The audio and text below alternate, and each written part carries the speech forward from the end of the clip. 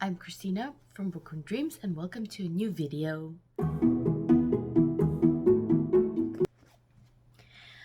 As you can see, today I'm doing a haul and it's probably a 2022-2030 haul because I think I haven't done a haul in a pretty long while. So, most of these books I've bought in the past month and a half, but I think two of them are actually birthday presents from last year. So let's just move on because I have four stacks that I don't know, I organized them somehow. So let's just first start off with something you've heard multiple times about, both from me and Maya, and that is the Hidden Legacy series.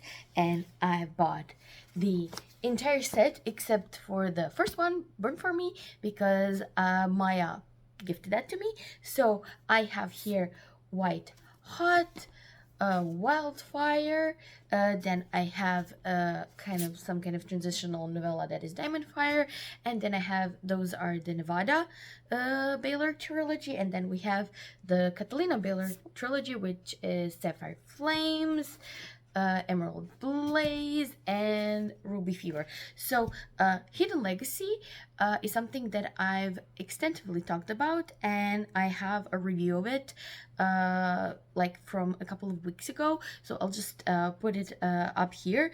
And basically it's a story about a detective agency and the three sisters that run it in a world where there are magic users, and the city that they live in is ruled by magical families, magical houses. And in the first trilogy, Nevada gets caught up into this big political thing, and throughout the series you found out more about their family. It's an urban fantasy. It has a bit of romance. It has it's fast-paced in both trilogies. It's fun.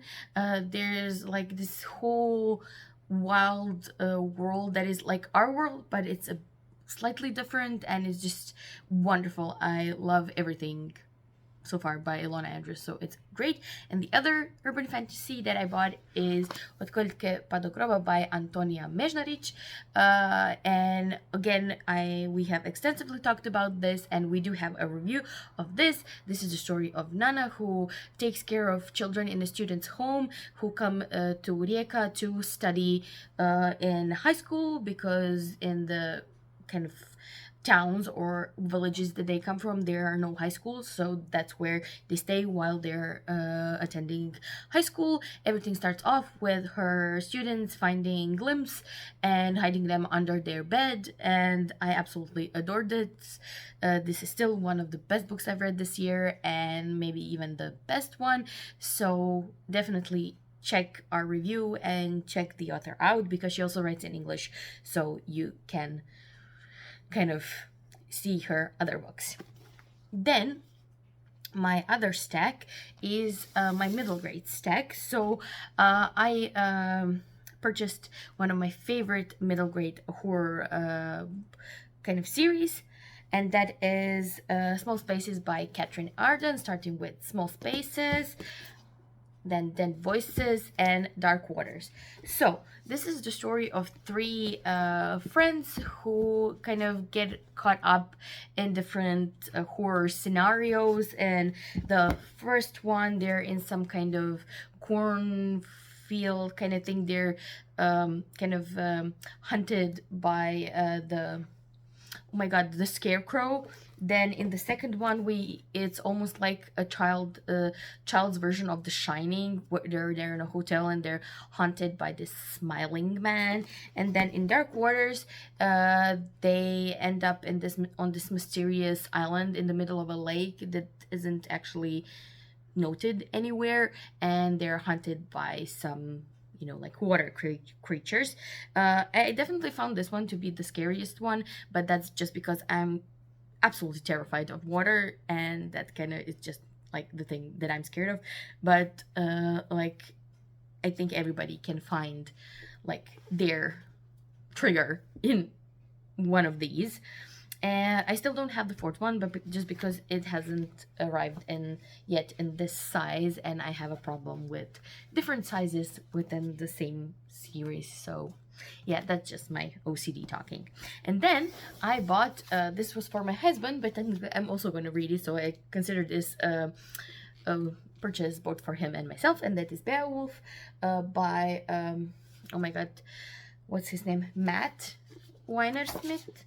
I think it's Matt. I'm not sure. Shoot. Zach Weinersmith, and art by Lule.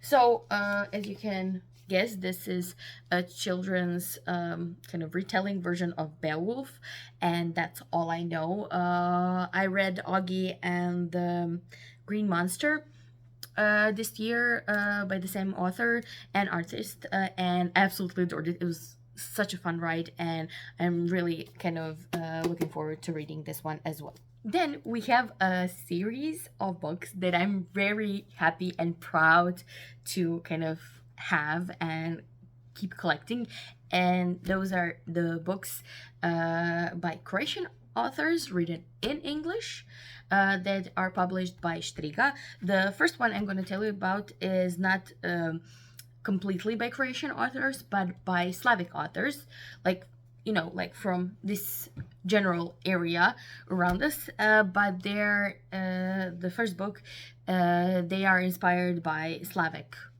mythology, and that is Slavic Supernatural, an anthology of Slavic inspired speculative fiction.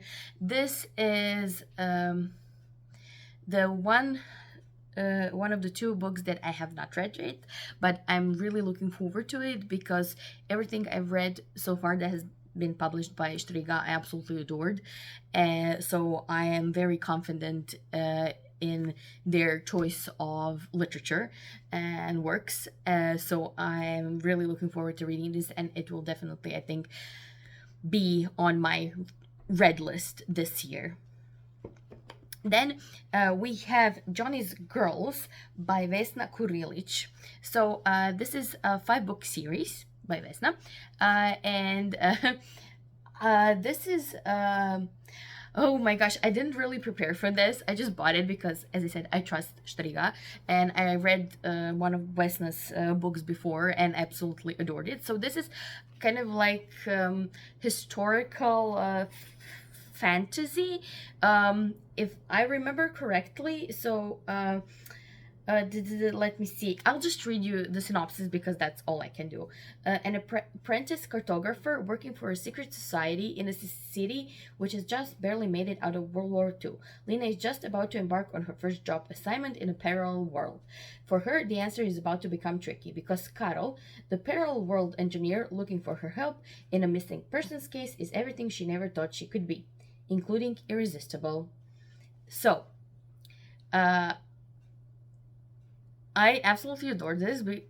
Like, I'm very intrigued. One thing I'm very intrigued by is that this story deals with, like, the trope that it deals with is self-cest, and like, I'm at the same time not sure and very intrigued to see how it plays out. Because, like, technically, you know, I have read stories, I don't know how true they are, that you fall in love with a person, like, that you gravitate to people who, like, are at least in your face features similar to you. So, like, why not? Like, it sounded like that, and I'm really intrigued to see how it pans out. I mean, it's a five book series, obviously. Vesna has had a lot of ideas with this whole thing, and it is historical, so basically fantasy, and I have had, like, a good history with historical, just fiction in general, so I think I could really like this, so I'm also looking forward to reading this one. Next up is Mistress of Geese by Antonia Mejdaric. This is a folk horror story collection, and I have reviewed it in my 4th wrap-up this year, and this is a collection of stories that I absolutely loved. All of the stories, like, each story had their own thing that I absolutely adored. You know, like in one story, there's this very cynical main character. One is just some kind of crazy post-apocalyptic world. One is about Croatian mer people, which I've never heard about. And then you have this story about one of the most not popular, but just most known winds in Croatia. And finally, my favorite one, the first story in the book, which is totally like you're on a fucking mushroom trip. Like you're tripping. And it feels like that when you're reading it. And I can't believe that the author managed to convey through her words just that feeling of tripping and being crazy and wild and finding yourself in inexplicable situations. Love it. Then we have What Do Nightmares Dream Of, also by Antonia Mejnaric. I also reviewed that in my fourth wrap up. So this is the story of Sanya, who is an elementary teacher with a loan, and she gets haunted by this nightmare in her dreams, and she has to find out how to fight her or keep just having this nightmare trying to kill her in her dreams. And this is just like a short novella, but it is absolutely perfect. The same as It Eats Us from the Inside, also by Antonia Mejnaric. As you can see, like, I love this author. And this is the story about a girl who comes back to her hometown with her wife to kind of see her her ill dad, who is kind of basically dying, and this whole town is infested with some kind of disease, and they don't know what it is. So it's kind of some kind of biological horror novella kind of thing, and it has one of the most depressing, like hot like summer hot atmospheres that I've ever read. And it's so, like, I felt it while reading it, and like I'm totally like, this is what started, I think,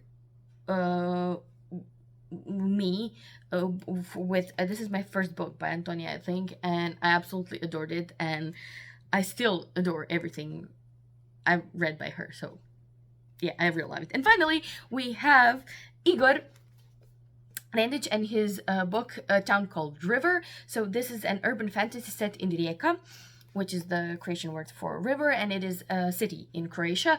And Maya and I have reviewed this book on our channel because we received a copy from the publisher for an honest review. And again, thank you so much for that. And the second book is coming out like soonish, I think maybe in a month or something. And I'm so looking forward to kind of getting my hands on it and continuing to read about this book.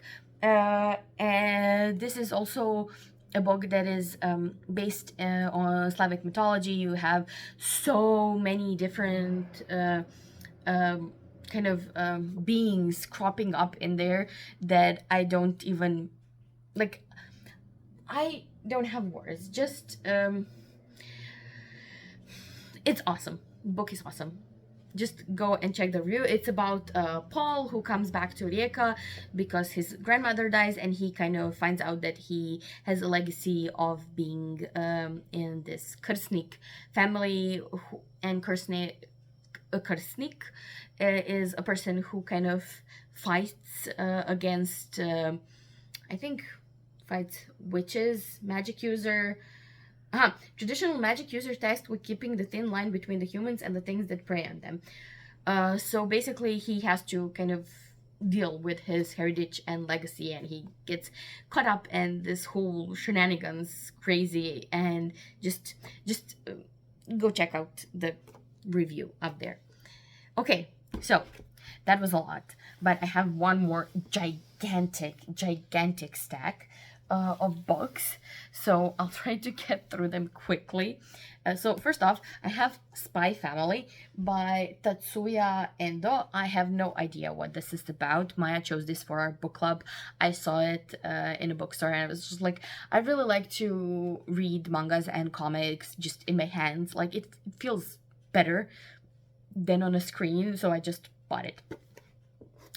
When we're speaking of Maya, I bought John Scalzi's The Kaiju Preservation Society, which again, I don't know what it's about. I just saw John Scalzi and Maya loves him and she says he's kind of humorous sci-fi kind of thing has going on. So I'm just kind of thinking I could really vibe with this. So I bought it. Then I have The House of Binding Thorns and The House of Sundering Flames by Aliette de Bodin. So, this is the first book in the series. This is book 2 and book 3 of the Dominion of the Fallen series by Aliette de Bodin. And I can't for the life of me remember the name of the first one. The House of Shattered Wings. I have it up there. So I read the first book when I was in hospital, like having my child. So I was there for quite a lot of hours and I just read the book and I absolutely loved it. It was so different to everything I read before, I think. It kind of blew my mind that nobody's talking about it. And actually, the author Antonia that I was talking about from Striga is one of the rare people that I've heard ever to talk about this book. So this is the story about I'll put this down. It's a story about an alternative world, like alternate history, where there was like this big fight and the angels fell. And Paris is in ruins and shattered and is kind of governed by these fallen angel houses troops. There's also some subplot with Lucifer, and it's really gritty and disgusting. There's drugs. There's PTSD. Like it's a very dark book. But and it's quite slow moving, but it has like this kind of this Christian elements, but it also has some Vietnamese mythology in there, some other mythology. So it's kind of a mashup of different mythologies, and it's really, really, really interesting. And I would really like to see where it goes, because it's not a positive book. Like the angels aren't the good guys here, but still, it feels very interesting and just. I would really like to finish off the series. Then I got, as a present for my birthday, The School of Life by Alain de Botton. I have no idea what this is about, but one of my bestest friends believes I would really enjoy this book. It says an emotional education. I guess it sounds pretty spot on to where I am in my life currently. It says how to understand your emotions, find and sustain life, succeed in your career, fail well, and overcome shame and guilt. It's about letting go of the myth of a perfect life in order to achieve genuine emotional maturity. I could kind of vibe with that very well. So definitely you're gonna see me read this.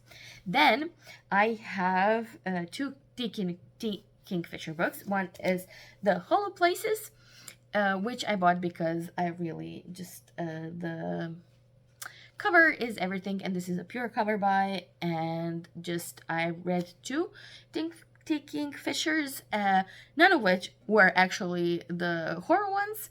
So I'm just looking forward to seeing if I like her horror stuff, because I like the other two. So I don't really know what this is about. I just kind of took it. The second one, I could say, was also a cover buy, because look at this book. A House with Good Bones. Like, this is stunning. This is absolutely stunning. Like, look at the end pages. Like, look at this. And then you have this. It's absolutely gorgeous.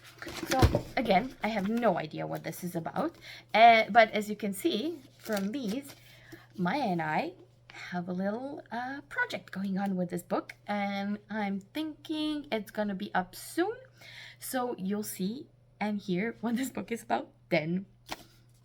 Okay, then I have some birthday presents from last year. So I got DJ Clunes, Under the Whispering Door.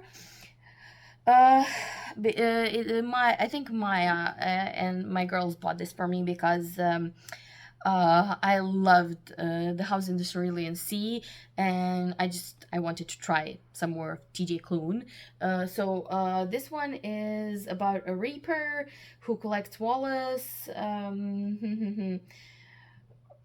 This is a lot. I don't know. I just know it's TJ Klune, and I know I love him. The same goes for Grady Hendrix, the final support group.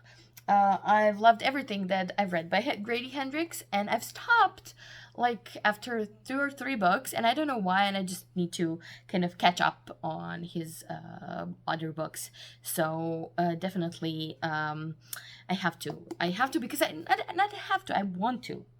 And then we have something I'm very excited about. This is this year's birthday presents from Maya and my other group of, our group of friends. And the first is The River of Silver by S.A. Chakraborty. Okay, Shannon Chakraborty here. So this is a collection of stories from the Dayavabad trilogy world, and I'm so excited. The Dayavabad trilogy is one of my favorite things ever. It's one of my favorite series, and I'm just so excited to have this book. It's bigger than the other 3 books, but it's fine. I have it in my hands, and just it's gonna be so good. So good. Okay, so the Hemabad trilogy is a story about jinn and jinn tribes and a girl who accidentally summons a jinn and finds out that she is somebody in the jinn world, and it's absolutely fantastic. That's all I'm gonna say. Then we have Sebastian de Castell, The Malevolent Seven. It says, think you know wizards, think again. So I'm assuming this is a story about, bad wizards. And I'm also very excited. I've read both of Sebastian de Castell's series, one about the Musketeers and one YA-ish about a magic user that has no magic, actually, like a magic user world, but a boy who doesn't actually have magic. And I absolutely love the way he writes, and he's very humorous and fun, and most of his work are fast-paced, which I love. So I'm definitely looking forward to this one. And finally, I have another book by one of my favorite authors, that is again Shannon Chakraborty, and that is The Adventures of Amina al-Serafi, which I thought was a middle grade, and then I just kind of read the synopsis and I was like, oh, this is about a pirate that Amina, who kind of has to gather her old crew again to go on a quest of some sorts. So it's basically kind of a female version of Kings of the Wild. So, which was one of my favorite books, is one of my favorite books of all times. And how could this not be as good? Because the author is amazing. I love the way she writes. The story is just very cool. I have never read about pirates though, so I'm not sure how I'm going to react to that. But I really like the pirate portion of the the Books of Babel. My mind is very torn right now. I can't remember the name of the book. They're the pretty books. Okay, I know the second one is Arm of the Sphinx, which is bad because I don't know the first one. But anyways, there was this part about pirates there that I really liked. So I'm thinking I could like this, right? I could like this. Yeah. So that is it. Okay, it's been 25 minutes for me, 26 now.